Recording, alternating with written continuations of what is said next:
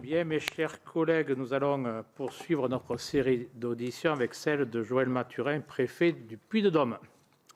Avant de vous donner la parole, monsieur le préfet, je vous rappelle qu'un faux témoignage de votre commission d'enquête est passible des peines prévues aux articles 434-13, 434-14 et 434-15 du Code pénal, et notamment de 5 ans d'emprisonnement et 75 000 € d'amende.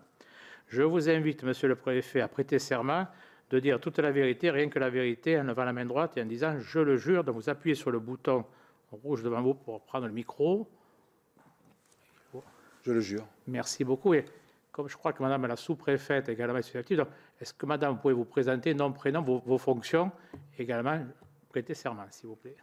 Donc, je suis sénateur, je suis Pascal Rodrigo, sous-préfète de l'arrondissement de Riom. Et je le jure. Merci beaucoup, madame la sous-préfète. Et également, monsieur le préfet et madame la sous-préfète, je dois vous demander si vous auriez d'éventuels liens d'intérêt avec l'objet de notre commission d'enquête. Monsieur le préfet. Non, monsieur le président. Madame la sous-préfète. Non, monsieur le président. Merci beaucoup. Je rappelle rapidement pour nos internautes, puisque vous savez que cette audition est retransmise sur le site du Sénat, que ce dernier a constitué le 20 novembre dernier une commission d'enquête sur les pratiques des industriels de l'eau en bouteille. Au début de l'année 2024, plusieurs médias ont révélé les pratiques illégales de certaines entreprises du secteur des eaux embouteillées, en particulier le recours à des traitements interdits sur les eaux minérales naturelles et de source. Notre commission d'enquête du Sénat vise à faire la lumière sur ce dossier sous réserve des éventuelles procédures judiciaires en cours. Donc nous poursuivons cette série d'auditions visant à mettre à la lumière l'action des autorités à l'échelle locale en ce qui concerne les exploitants d'eau minérale naturelle. En tant que préfet du Puy-de-Dôme, vous opérez dans une région où l'activité des embouteilleurs est importante pour l'activité locale. Pouvez-vous rappeler les principaux sites bénéficiant d'une autorisation d'exploitation dans votre département du Puy-de-Dôme et nous indiquer ce qui représente en termes de chiffres de production, de chiffre d'affaires et d'emploi pour le département? Des points réguliers sont-ils effectués entre les services de la préfecture et l'ARS sur le contrôle des eaux minérales naturelles et des eaux de source exploitées dans le département? En quoi les affaires qui ont touché les groupes Alma et Nestlé Water ont-elles fait évoluer votre dispositif de contrôle au niveau local dans le Puy-de-Dôme? En particulier, une attention particulière a-t-elle été portée aux dispositifs susceptibles d'être dissimulés par les industriels? Globalement, comment évaluez-vous la coordination entre tous les services impliqués dans le contrôle des embouteilleurs? Quelles leçons tirez-vous de cette crise qui entame la confiance des consommateurs pour un secteur auquel nous tenons tous? Voici quelques questions sur lesquelles notre rapporteur vous interrogera. Nous vous proposons donc de dérouler cette audition en 3 temps. Vous présenterez, monsieur le préfet, votre travail et vos réflexions en une vingtaine de minutes. Et puis après, notre rapporteur vous posera diverses questions. Donc, monsieur le préfet, je vous laisse la parole. Merci, monsieur le président. Vous l'avez effectivement souligné, le département du Puy-de-Dôme est un département où les enjeux eau sont prégnants, y compris dans le domaine donc, de l'activité économique et aussi dans le domaine des ressources. On disait il y a quelque temps du Puy-de-Dôme que c'était le château d'eau de la France. Donc, par certains égards, effectivement, nous avons cette qualité avec, bien sûr, des sites emblématiques comme l'impluvium de Volvic. Les sociétés donc, qui exploitent les eaux conditionnées et qui sont donc en procédure d'autorisation préfectorale sont de 6 usines d'embouteillage d'eau minérale naturelle et 2 usines d'embouteillage d'eau de source dans mon département. Danone, numéro 2 mondial, donc, avec le site de Volvic, qui comprend une usine de conditionnement d'eau minérale naturelle et une usine de production d'eau aromatisée. Le groupe Alma, avec 2 usines d'embouteillage d'eau naturelle, minérale naturelle, Rosanna et Châteldon, et une usine d'embouteillage d'eau de source avec SMDA Mont-d'Or. On note également que les communes de Saint-Priest-Bramefant et Saint-Sylvestre-Pragoulin ont la présence de 3 forages d'eau minérale exploités à l'usine par l'usine de Saint-Yor dans le 03.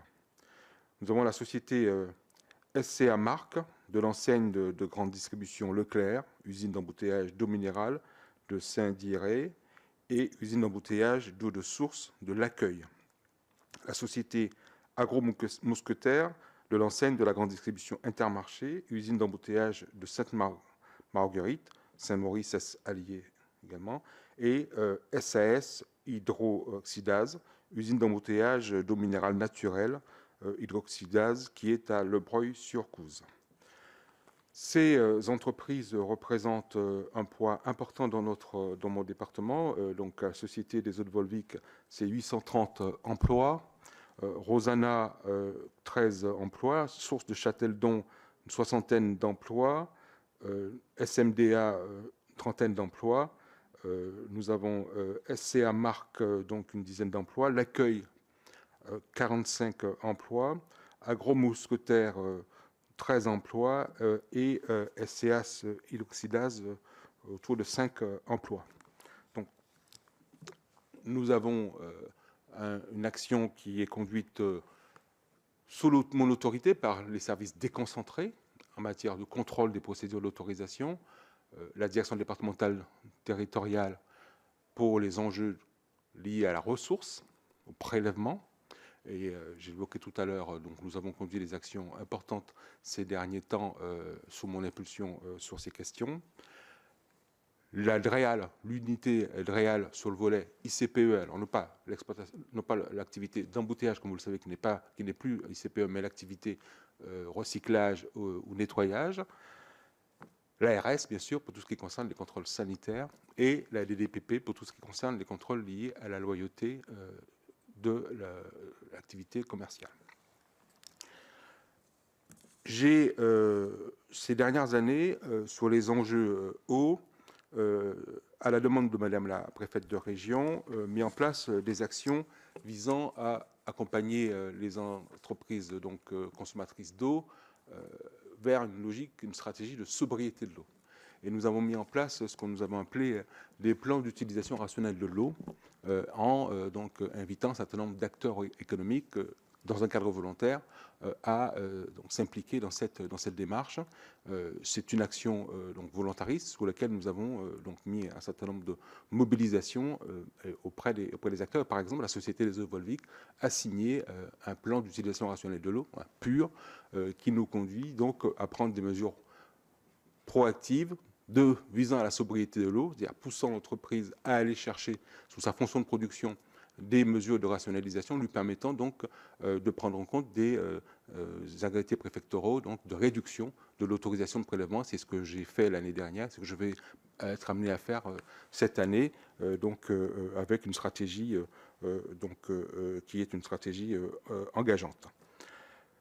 Plus largement, nous avons mis en place avec le président du conseil départemental et avec le maire président de la métropole Clermont-Auvergne Métropole, une action visant à accompagner l'ensemble des acteurs dans la stratégie de consommation d'eau, ce qu'on a appelé la conférence départementale de l'eau que nous avons tenue l'automne dernier, qui visait bien sûr à faire en sorte que sur les enjeux de sobriété, l'ensemble des parties prenantes, bien sûr les industriels, mais l'ensemble des parties prenantes puissent s'engager dans des logiques de réflexion stratégique et de partage de l'eau et de prendre conscience que désormais, compte tenu évidemment des enjeux liés au changement climatique, notre département pouvait être un département sensible par rapport à la question de l'eau, en particulier avec une prise de conscience en 2023, où nous avons eu, donc 2022 et surtout 2023, nous avons eu une année de sécheresse très importante qui donc, nous a conduit à prendre des mesures de restriction importantes et même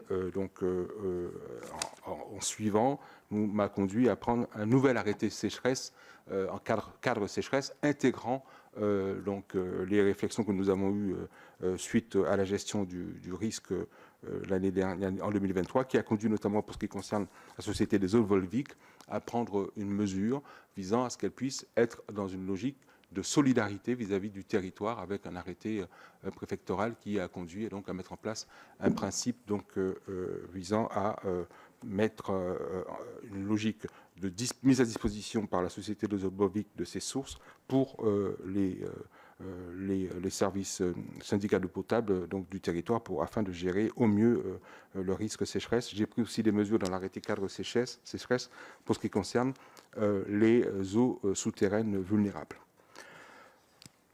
Pour ce qui concerne le sujet qui nous occupe aujourd'hui, je dois dire que je suis arrivé dans le département du Puy-de-Dôme en septembre 2023, 24 septembre 2023. Et donc, j'ai un passé assez important. J'ai passé 4 ans à la direction générale de l'alimentation il y a quelques années en tant que sous-directeur. Donc, je suis effectivement très sensible aux questions liées au risque, à la gestion du risque sanitaire, et notamment sur les enjeux liés à l'alimentation. J'ai donc pris connaissance de l'événement qui s'était produit en 2019, mais avant mon arrivée, donc dans les échanges avec les services et qui avait conduit donc à l'article 40 et à la mobilisation du service national d'enquête. Et j'ai considéré dans priorisation des actions que j'avais à mettre en place que pour l'essentiel, ce que je comprenais de la problématique, d'abord évidemment qu'il y avait une action judiciaire en cours, et ce que je comprenais de la problématique, c'est qu'il était essentiellement fondé sur de la tromperie du consommateur, mais qu'il n'y avait pas d'enjeu sanitaire majeur qui aurait eu à m'interpeller donc plus que je ne l'ai fait. Fort de mon expérience donc précédente, j'ai eu donc dans le cadre de la préparation de cette séance donc à me replonger bien sûr dans l'historique de cette affaire, mais pendant donc les 18 mois que j'ai passé dans mon département, c'est un dossier que j'ai traité en conduite et qui ne m'a pas plus occupé que cela, pour être tout à fait transparent. J'ai plus passé de temps donc sur la question de la gestion quantitative de l'eau, notamment en accompagnant le SAGE dans l'élaboration, dans la préparation et l'élaboration donc de son plan territorial de gestion de l'eau, en notamment trouvant les moyens pour qu'il puisse lancer une étude HMUC, parce que dans mon département, dans les prochaines années, l'enjeu majeur sera un enjeu de partage de la quantitative de l'eau avec une agriculture qui est très florissante et qui aura besoin d'eau, avec bien sûr une augmentation de la population, notamment je pense à la métropole de Clermont-Ferrand, qui est essentiellement dépendante de l'eau de l'Allier, et avec donc les industries, comme je l'ai dit en introduction, qui sont très consommatrices d'eau, donc notamment les industries de l'agroalimentaire, qu'il faudra aussi accompagner. Donc l'enjeu prioritaire pour moi a été un enjeu donc, de réflexion sur la ressource. Et c'est la raison pour laquelle j'ai mis en place un travail, par exemple, visant à déposer un dossier à la fin de l'année, j'espère à la mi-année 2025, un dossier concernant une réserve naturelle nationale, nouvelle réserve naturelle nationale, qu'on appelle le bec d'or, pour pouvoir consolider des espaces, donc zones humides, sur ces enjeux quantitatifs de l'eau qui me paraissent les plus prégnants dans mon département. Les questions de qualité d'eau ou qualité sanitaire ne semblent pas, autant que je puisse le comprendre, la problématique des enjeux majeurs. Sur les activités de contrôle qui sont conduites sous mon autorité, à la fois par la DDT, par la DDPP et par l'ARS dans le cadre du protocole préfet ARS et par l'UD de Réal. Je n'ai pas de connaissances systématiques, il n'y a pas de rapport systématique au préfet qui sont faits dans le cadre de ces contrôles. Ce sont des contrôles réguliers qui sont conduits et donc les services m'en parlent, donc notamment dans le cadre des bilatérales que nous avons, notamment avec la DDPP, la DDT plus souvent et avec l'ARS dans un délai d'à peu près tous les 2 mois. Il n'y a pas à mon niveau, donc mis à part évidemment l'événement de 2019 dont j'ai eu connaissance, mais je n'étais pas là, il n'y a pas à mon niveau, depuis que je suis présent dans le département, eu d'action majeure à prendre en termes de mesures correctives sur les questions donc, liées aux entreprises d'eau embouteillée, sauf 2 exceptions, mais je pense qu'on y reviendra dans les questions. Donc je ne peux pas dire que ce soit donc, une action au titre de la remontée auprès du préfet qui me préoccupe particulièrement puisque les services, dans ce qu'ils me font remonter, ne me font pas remonter de non-conformité régulière sous telle ou telle problématique. Encore une fois, l'enjeu majeur pour moi a été sur la ressource et sur l'aspect quantitatif.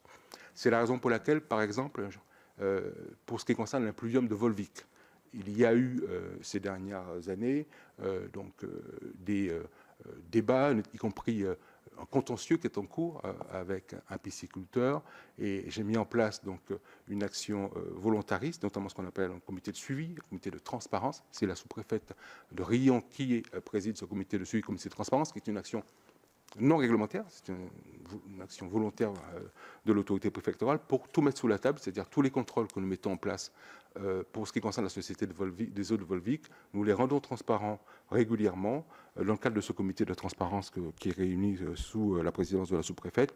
Nous avons eu aussi à prendre une initiative volontaire de financer un travail de recherche, notamment un post-doc, sur la question essentielle qui était posée, est-ce que l'impluvium de Volvic est en train de s'assécher? Donc nous avons pris l'initiative de prendre un post-doc pour travailler sur cette question essentielle, qui a rendu ses travaux, et ces travaux ont été rendus aussi publics au sein de la commission de transparence, et nous avons dans le cadre de ce post-doc eu à constater qu'effectivement il n'y avait pas de préoccupation particulière dans l'état actuel des connaissances scientifiques sur l'impluvium, mais qu'évidemment, comme tout le reste de l'écosystème aquifère, il y aura un moment à prendre en compte les enjeux liés au changement climatique, et c'est la raison pour laquelle nous avons accompagné la Société des eaux Volvic dans une démarche proactive, le plan utilisation rationnelle de l'eau, et vers une perspective qui me conduira, je pense d'ici la fin de l'année 2025, à mettre en place des arrêtés préfectoraux de réduction de l'autorisation de prélèvement, et en perspective aussi, l'année 2027, on devrait aller, en tout cas c'est la perspective que j'ai donnée à la Société des eaux Volvic, jusqu'à moins 20% de réduction de l'autorisation de prélèvement de l'arrêté préfectoral pour pouvoir effectivement anticiper les enjeux liés au changement climatique. Mais à ce stade, en tout cas, dans l'état actuel des connaissances, il n'y a pas eu, dans les études que nous avons lancées, il n'y a pas eu de préoccupation d'urgence. Écoutez, merci beaucoup, monsieur le préfet, pour ces propos préliminaires. Je laisse tout de suite la parole à monsieur le rapporteur. Merci beaucoup, monsieur le président. Merci, monsieur le préfet, d'être avec nous sur ce sujet. Alors, en effet, il y a dans votre département plusieurs questions qui ont émergé, en tout cas qui nous intéressent. Et je vais peut-être commencer par celle par laquelle vous avez fini, qui est la question de la surexploitation éventuelle de la ressource Volvic.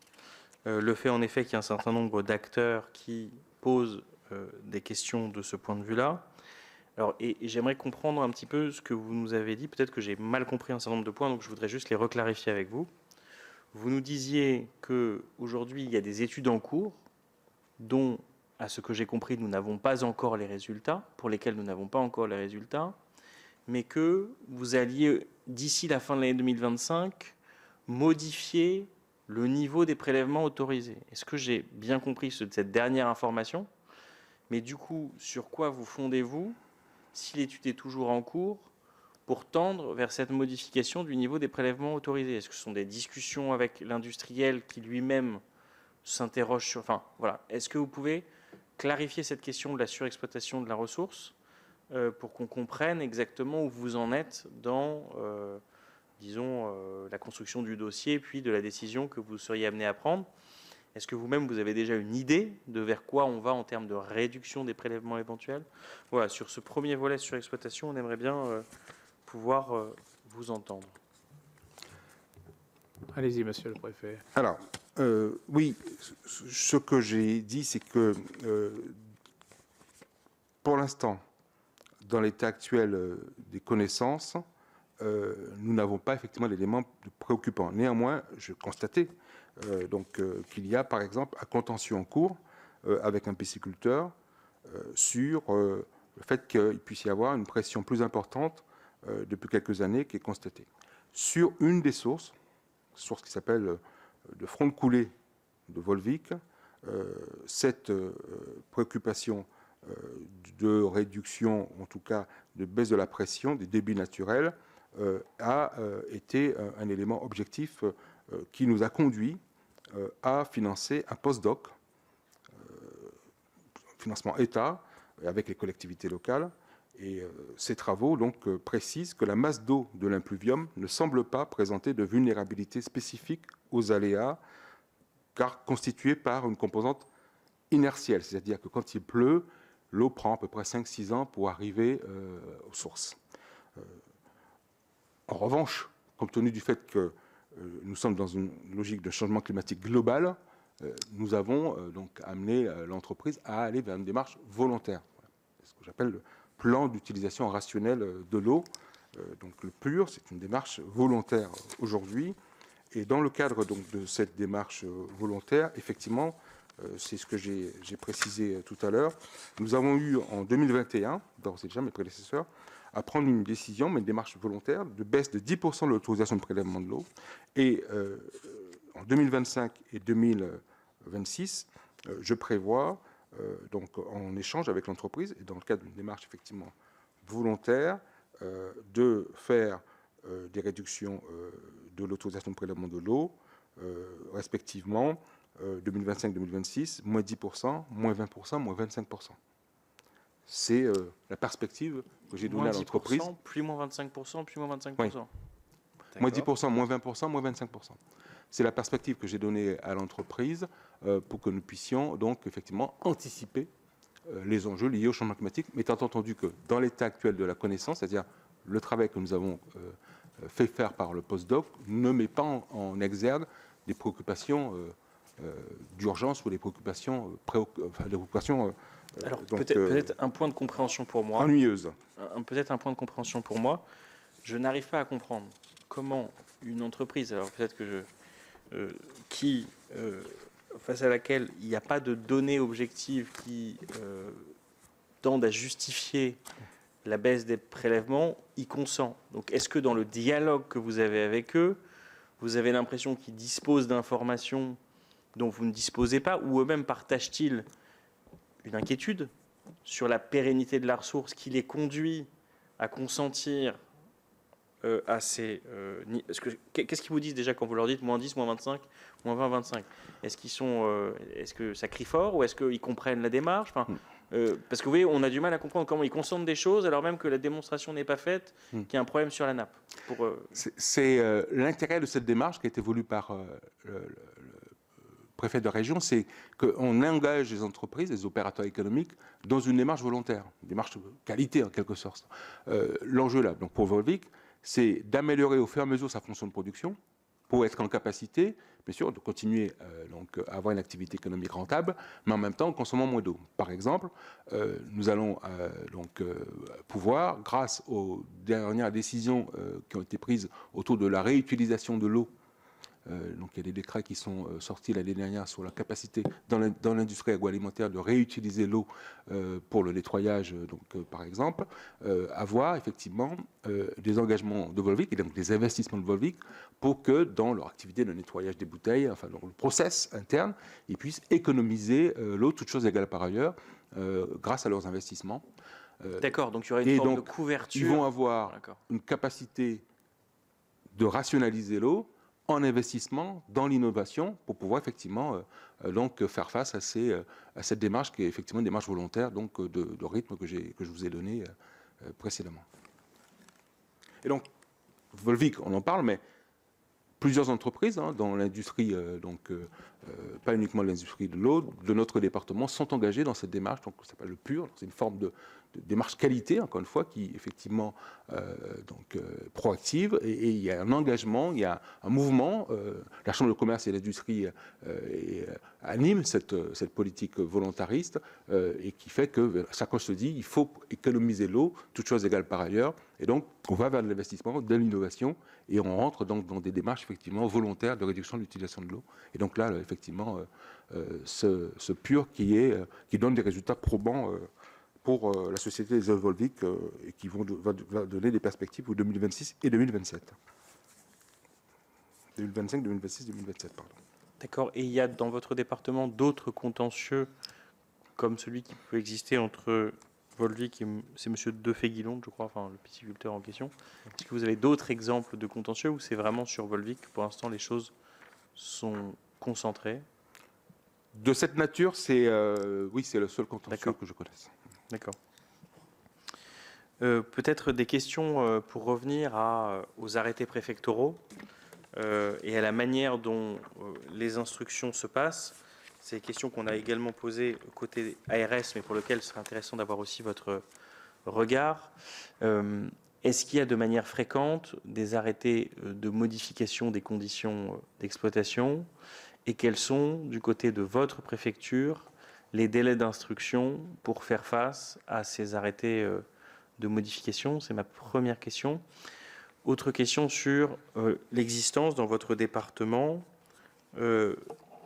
d'eau qui sont exploitées avec de la microfiltration, avec des seuils de coupure inférieurs au seuil de 0,8 microns, qui est le seuil qui faisait et qui fait référence au niveau de l'ANSES.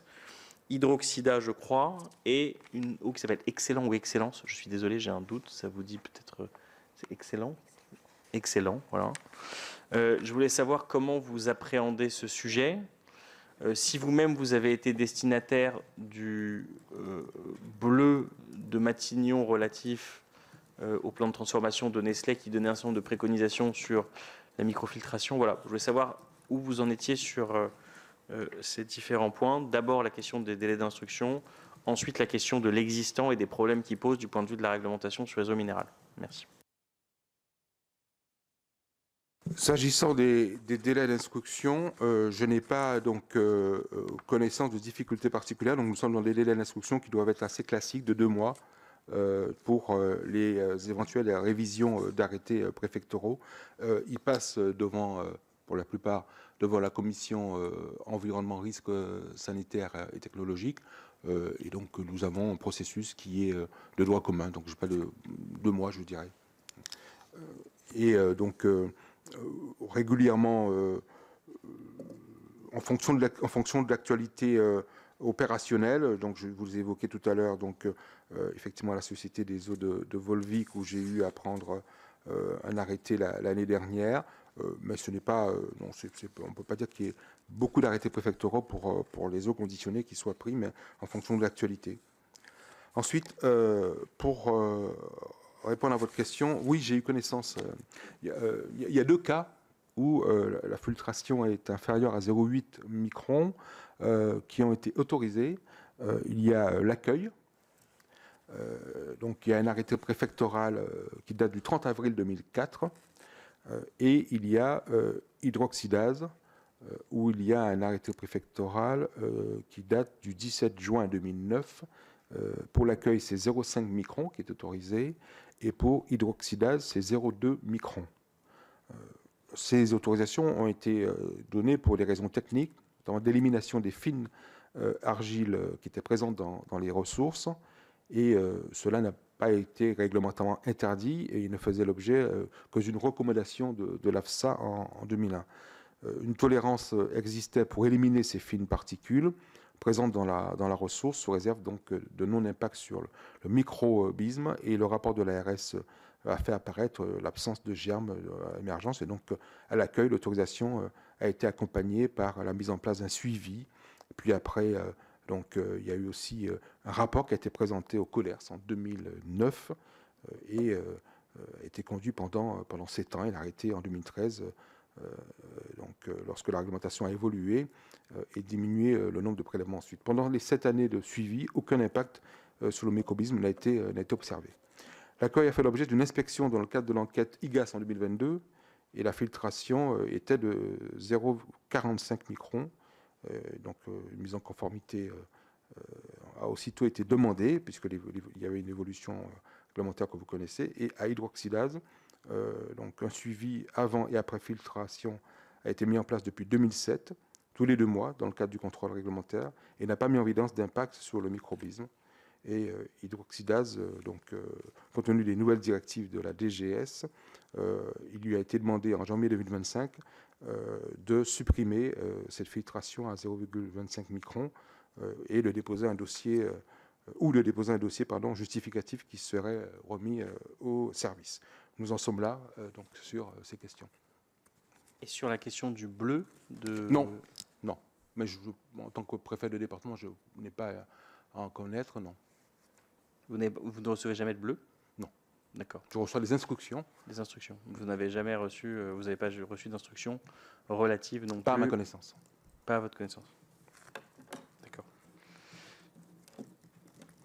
Et sur donc, en effet, ces microfiltrations dont la Direction générale de la santé dit qu'à 0,2 elles sont problématiques, enfin non conformes à la réglementation, ce que dit aussi l'audit de la Commission sur les eaux minérales naturelles.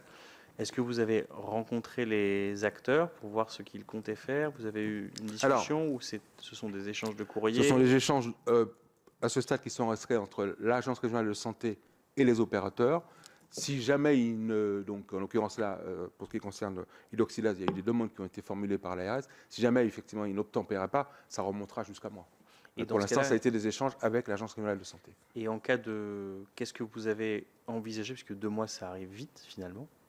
Qu'est-ce que vous avez envisagé en cas de non-respect de la réglementation par les acteurs? S'ils n'obtempéraient pas donc, aux injonctions, on passera dans la procédure normale, c'est-à-dire donc il y aura d'abord une information du préfet par l'Agence régionale de santé, puis ensuite une mise en place par l'autorité préfectorale que je suis, comme d'autres dossiers de ce type, d'une mise en demeure, et puis ensuite pour une procédure contentieuse. Mais je ne pense pas, enfin connaissant les opérateurs économiques, je ne pense pas qu'on en arrivera là. Ça c'est l'ultime âme que j'ai, c'est la mise en demeure et puis un engagement d'une procédure contentieuse. Parce que les opérateurs économiques, vous dites, je ne pense pas, connaissant les acteurs, vous avez eu des échanges avec eux qui permettent de vous rassurer? Pas sur ce sujet, mais ce sont des acteurs que je connais et qui ont l'habitude d'avoir un travail plutôt en bonne intelligence avec les services de l'État. Donc nous avons, à travers effectivement l'Agence régionale de santé, fait une injonction, parce que comme je vous l'ai dit, ces situations de microfiltration inférieures à 0,8 micron étaient autorisées à l'époque. Donc ils ont des injonctions. Je pense qu'ils vont se soumettre à ces injonctions. Je n'ai pas l'élément, en tout cas, me faisant dire que je puisse être inquiet à ce stade. Et s'il le fallait, bien sûr, j'engagerai les moyens de droit qui sont à ma disposition pour qu'ils puissent obtempérer. Et est-ce que vous avez au dossier d'autorisation préfectorale les éléments qui ont justifié la décision qui a été prise d'autoriser ce type de seuil de coupure de l'eau ou pas? Parce qu'en fait, le cadre de l'ANSES, il est vieux de 20 ans. Donc, il est connu depuis 20 ans sur la question du 0,8 micron. Et donc, ma question, c'est à quel moment et pour quelle raison il est arbitré d'aller au-delà de la préconisation de l'Autorité nationale de sécurité sanitaire? Non, j'en ai pas pris connaissance. S'ils existent, j'en ai pas pris connaissance. Vous voulez des dossiers originaux? S'ils existent, j'en ai pas pris connaissance. Si vous me permettez, comme vous avez dit, monsieur le préfet, que vous avez des contacts avec les industriels en question, une question que je vais poser à vos collègues préfets, vous avez déjà visité divers sites industriels de votre département, par exemple Volvic, depuis que vous êtes préfet ou pas? Volvic, oui. D'accord. Et par exemple Volvic, quand vous dites vous avez un contact, c'est par l'intermédiaire de vos services, ou ça a pu vous arriver que la direction de Volvic vienne vous rencontrer depuis que vous êtes préfet, depuis septembre 2023, vous avez rencontré en préfecture? Ah oui, bien sûr. D'accord. Bien sûr, je me suis rendu donc c'est partie des grandes entreprises du département. Donc quand vous êtes dans un département nouvellement nommé, vous vous rendrez dans les grandes entreprises. Hein. Donc je me suis rendu donc assez rapidement sur le site pour une visite de découverte dans l'entreprise. Et puis ensuite, j'ai eu des réunions de travail régulières avec les dirigeants donc de Danone, bien sûr. D'accord, merci beaucoup. Je vous redonne la parole, monsieur. Non, mais je vais prolonger finalement la question du président sur à la fois Saint-Thior, Châteldon, Volvic. Est-ce que les révélations chez Nestlé, une fraude organisée, avec des mécanismes de fraude documentés, de dissimulation que nous avons pu observer avec monsieur le président, dans notre vie dans le Gard, est-ce que cela a déclenché de votre part une vigilance particulière, une inspection je dirais pas une inspection générale, mais quelque chose qui y ressemble, c'est-à-dire aller au regard de ce qui a été découvert dans le Gard, dans le détail de l'existence ou non de telles pratiques. Est-ce qu'il y a eu des contrôles inopinés, plus fréquents? Voilà, toutes ces questions qui me viennent sur la manière dont ces révélations ont impacté votre vision du sujet.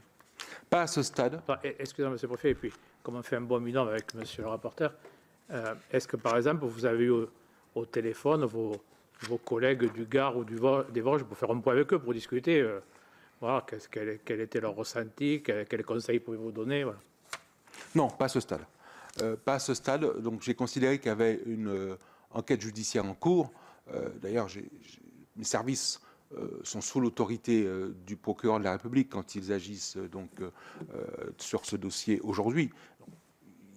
Je travaille avec mes services, donc en réunion bilatérale, je peux être amené effectivement à avoir des informations de compréhension, mais je ne suis pas en charge directement à ce stade de ce dossier puisqu'il est sous l'autorité du parquet, et donc moi je n'ai pas pris de mesures à ce stade. Je n'ai pas eu d'instruction particulière à ma connaissance non plus dans ce sens, visant à renforcer les contrôles, si c'est ça votre propos. Donc non, il n'y a pas eu de ma part d'initiative proactive dans ce domaine, étant entendu que ma compréhension du dossier, c'est que nous sommes essentiellement dans le cadre d'une action visant la tromperie du consommateur et les enjeux sanitaires. Ma compréhension en tout cas, les enjeux sanitaires sont seconds. Donc à ce stade, je n'ai pas eu d'initiative particulière à prendre. Les services continuent le travail de droit commun de contrôle et me rendre compte quand c'est nécessaire. J'ai eu une action forte, je vous l'ai dit, dans le cadre du plan d'utilisation et de rationalisation de l'eau sur les enjeux quantitatifs, notamment concernant effectivement la Société des eaux de Volvic, mais pas seulement, pour les événements tromperie éventuelle de 2019, je n'ai pas eu de plan d'action particulière du préfet du Puy-de-Dôme. Juste pour la clarté de notre commission et également des auditeurs, à ma connaissance, Volvic n'a jamais été concerné par une... Non, voilà, je vous dis, pas du tout.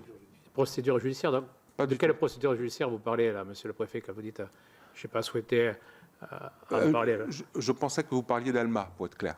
D'accord. Non, c'était manière, quand je parle, par exemple, est-ce que vous avez eu votre collègue du Gard, par exemple? Non, mon collègue du Gard, pas du tout. Et quand vous avez une réunion, par exemple, au ministère de l'Intérieur, je posais la même question aux ARS, alors. Entre préfets, des fois, vous n'avez jamais discuté de ça, entre préfets des départements concernés, pour savoir un peu comment tu fais, comment ça se passe, non?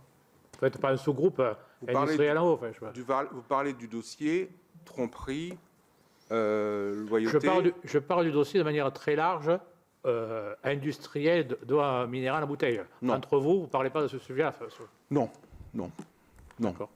Encore une fois, ma compréhension de ce dossier, c'est que ce n'est pas un dossier qui m'a beaucoup alerté au sens où j'ai pas vu les enjeux sanitaires dans ce dossier et les enjeux de tromperie, oui.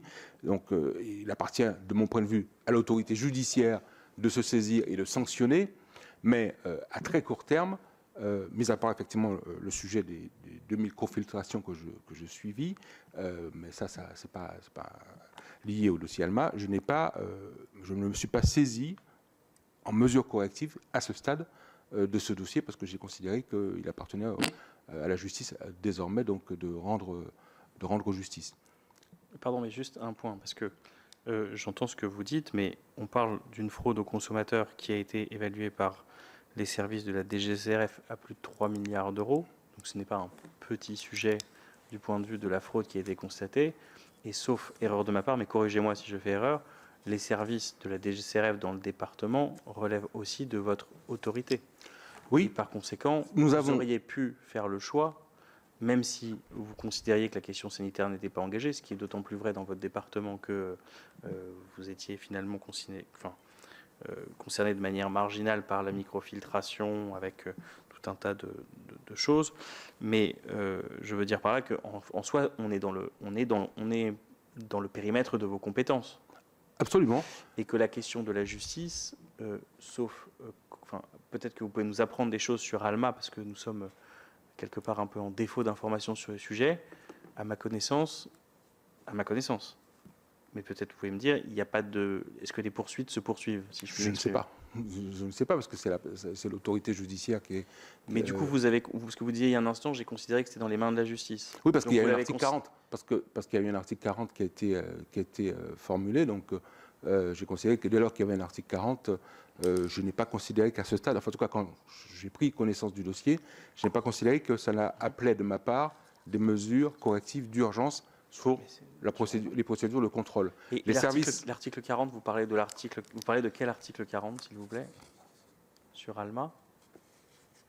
Alors, Qui a été fait par qui dans ce cas-là? D'accord. Alors, très précisément, ce dont j'ai...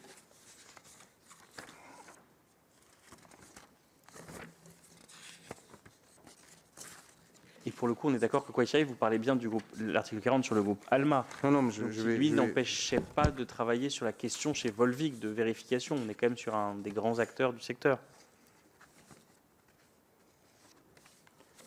Alors,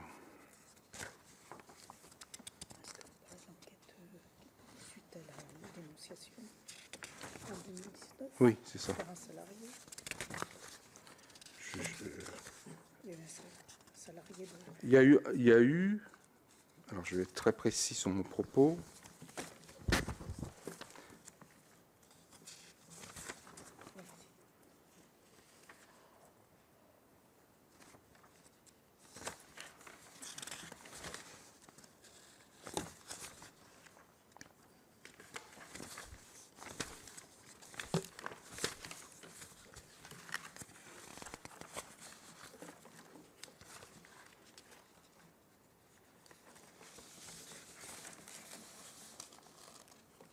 Oui, je parle de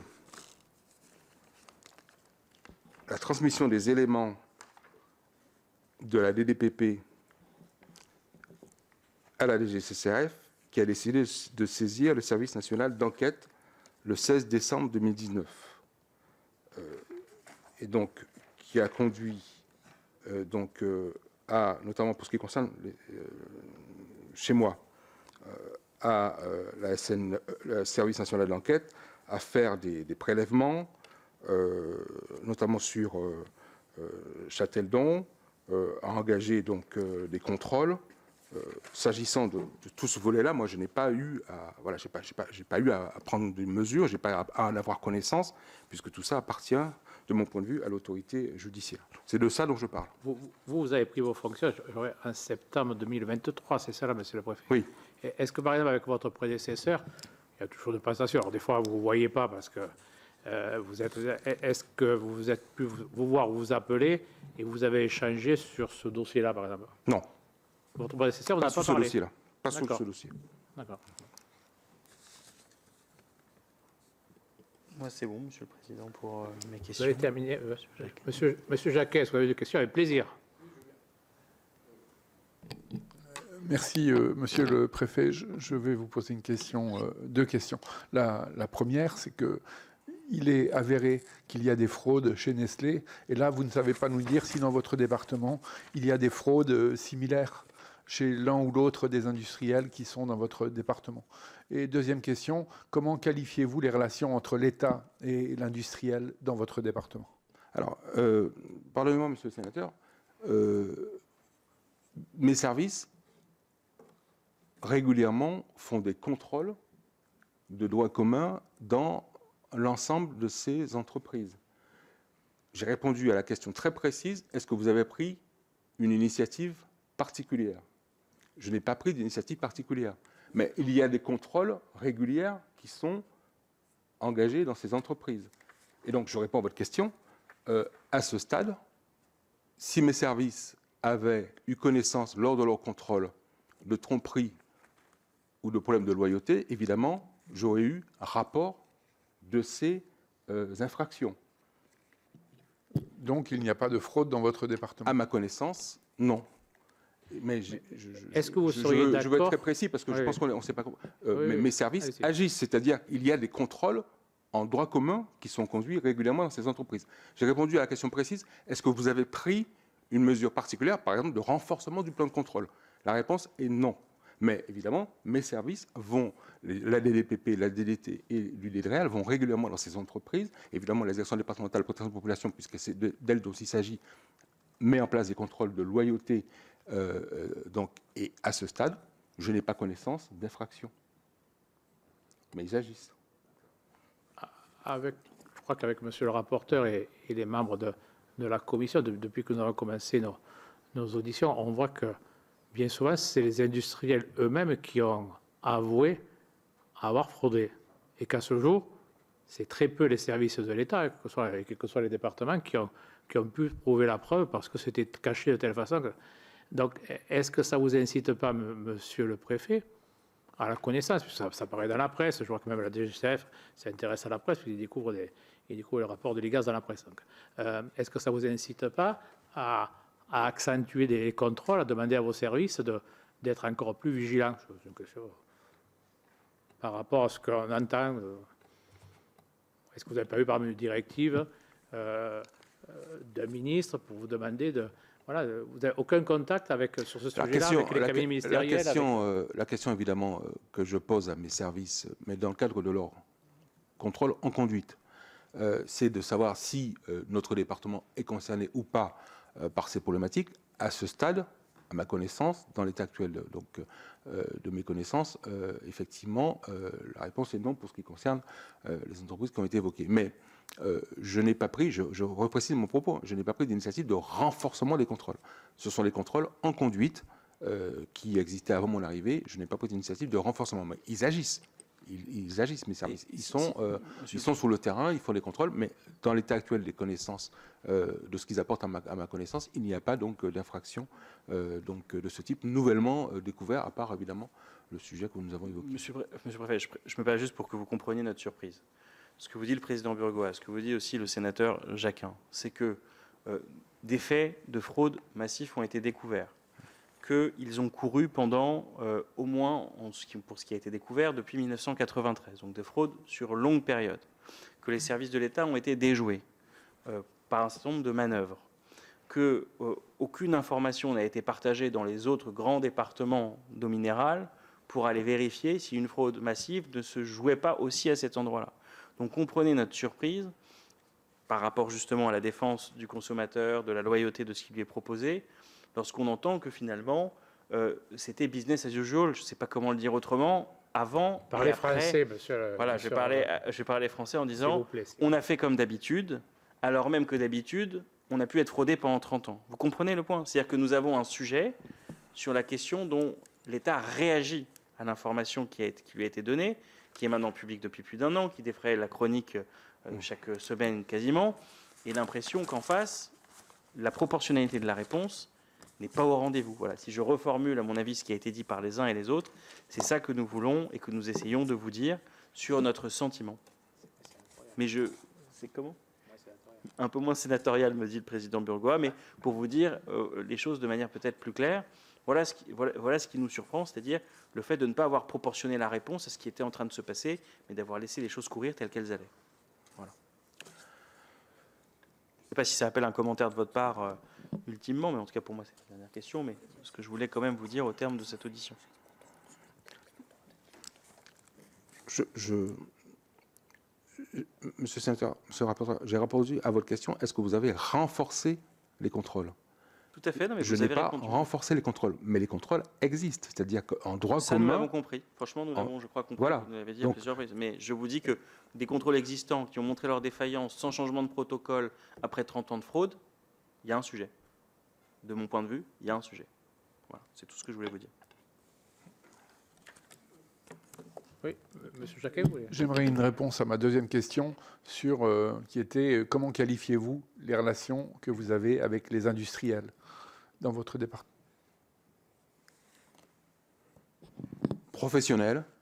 Nous avons donc des relations professionnelles, notamment pour ce qui concerne les enjeux liés à l'eau. Pour ma part, chaque fois que j'ai eu à comprendre ou à engager telle ou telle conversation avec les industriels, les relations sont professionnelles. Professionnelles. pas de difficulté. Ils répondent à mes questions quand j'en pose et je les rencontre quand c'est nécessaire. Donc, ce sont des relations professionnelles. J'ai relation de confiance. professionnelles. Des relations professionnelles. C'est-à-dire que vis-à-vis des industriels, nous avons, pour ce qui concerne notamment le sujet que vous évoquez, une action très forte sur la gestion quantitative de l'eau. Vraiment, pour moi, c'est la préoccupation très forte. Et donc, la mise en place d'un plan d'utilisation rationnelle de l'eau et faire en sorte qu'il soit très engageant, qu'ils investissent très fortement sur l'innovation pour économiser l'eau. Et là-dessus, je trouve qu'ils répondent effectivement à mes préoccupations. C'est pour ça que je parlais de relation de confiance. Dans ce sens-là, oui. Vous avez terminé, cher collègue Jacquin. C'est bon. Je vous en prie, non, mais vous avez toute liberté. Est-ce que je peux porter un commentaire sur mais vous avez toute la latitude, monsieur le préfet. Le rapporteur. Je pense que, objectivement, ce que vous évoquez, c'est-à-dire, est-ce qu'il y a eu un retour d'expérience qui a conduit à modifier les conditions de contrôle de vos services? Je pense que c'est beaucoup trop tôt pour que nous puissions en être déjà là. Il est clair que cet événement va certainement produire une analyse de risque révisée au niveau national et avec des instructions beaucoup plus précises sur le protocole opératoire par rapport effectivement à ce que vous avez identifié. Mais à mon avis, c'est encore trop tôt pour avoir à ce stade un nouveau protocole. Pour autant, les services, pour ce qui concerne la direction départementale de la protection de la population du Puy-de-Dôme, dans la pratique du contrôleur, même s'il n'a pas reçu d'instruction du préfet, dans la pratique du contrôleur, évidemment qu'il intègre ces éléments et ces événements dans son travail. Je ne peux pas vous dire que je l'ai vérifié, mais ça me paraît évident qu'il n'a pas eu d'instruction de ma part ou d'un protocole nouveau, ça c'est vrai, mais le service de contrôle, le contrôleur, ces événements, forcément dans sa pratique de contrôle, je suis convaincu qu'il les a intégrés. Si c'est ça votre préoccupation, moi je suis convaincu qu'il les a intégrés. Effectivement, à ce stade, cela n'a pas été formalisé à ma connaissance. Vous avez une question, monsieur le rapporteur? Non, juste une observation. Merci déjà pour ce retour, en effet, sur l'intégration éventuelle par les services de ce qui s'est passé. Juste pour le c'est beaucoup trop tôt, nous parlons de faits qui ont été révélés à la puissance publique en août 2021. Nous sommes en février 2025. Je crois vraiment qu'on ne peut pas dire que c'est beaucoup trop tôt. Bon, je crois qu'on peut lever la salle. D'abord, vous remercier, monsieur le préfet, pour cette audition. Et monsieur le rapporteur, mes chers collègues, vous donnez rendez-vous donc demain 13h30 pour la première audition d'un industriel d'eau minérale, puis ça sera le groupe OGE, que nous, ici même, salle Médicis. Quelques difficultés. Bon, merci beaucoup. Bonne soirée.